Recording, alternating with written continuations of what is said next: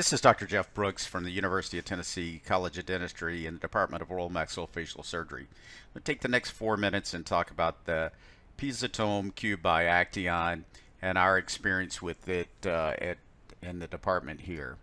We've had, it's been a game changer for us in terms of extracting teeth and performing immediate implant placement or extraction of teeth and performing socket preservation at the same time.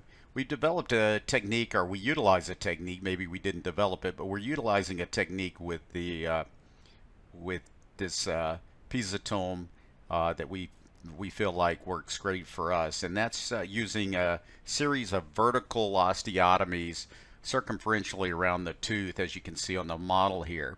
We feel it's very important not to leave the piezotome tip down in the alveolar bone for very long, and so we use these array or these series of vertical osteotomes, placing the tip down in the PDL space just adjacent to the root surface of the tooth, and returning it outside the alveolar bone as soon as possible to allow the tip to cool.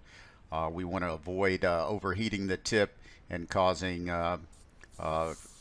damage to these alveolar bone by letting the tip get too hot. As you can see in this video, we're bringing the tip out very quickly and letting the water cool the tip, and then returning it to the osteotomy site, directing the tip apically along just adjacent to the root surface of the tooth. Once we've established an array of vertical osteotomies, we can connect that array of osteotomies by moving the tip again circumferentially around the tooth and joining those osteotomy sites. But we don't leave the tip down in that area long enough to let the tip get hot.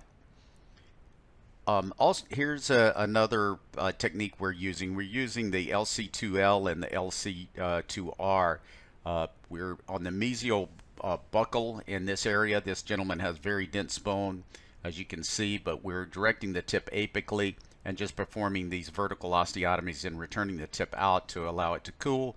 We'll use the same tip on the mesial buccal as we do on the distal palatal or the distal lingual, and then we'll change tips one time and use it for the distal buccal and the mesial palatal or the mesial lingual, depending on the quadrant you're in. But again, the important aspect of this technique is to perform these vertical osteotomies and join them and stay as close to the root surface as possible in the PDL space, much like you would do a manual periotome using the periotome for the extraction.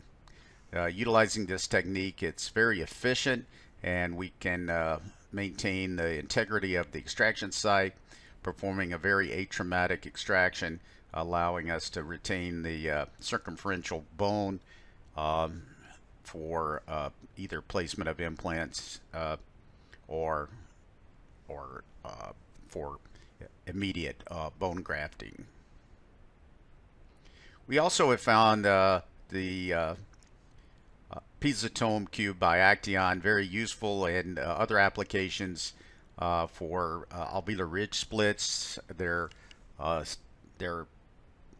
very vast array of various tips allow us to make the appropriate selection for the procedure at hand, and we're using it for various other surgical procedures as well. Here's a case of a single tooth that was ankylosed, had been endodontically treated, and the prosthodontic department wanted this to be coronally repositioned and placed in the arch wire.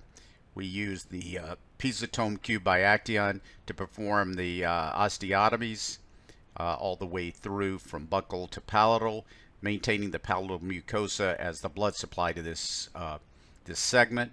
We're going to coronally reposition it and place the bracket in the arch wire for stability, and perform grafting around the osteotomy site, close it, and stabilize it for healing. Here's a post-operative pan showing great repositioning of that segment and in perfect alignment with the adjacent teeth.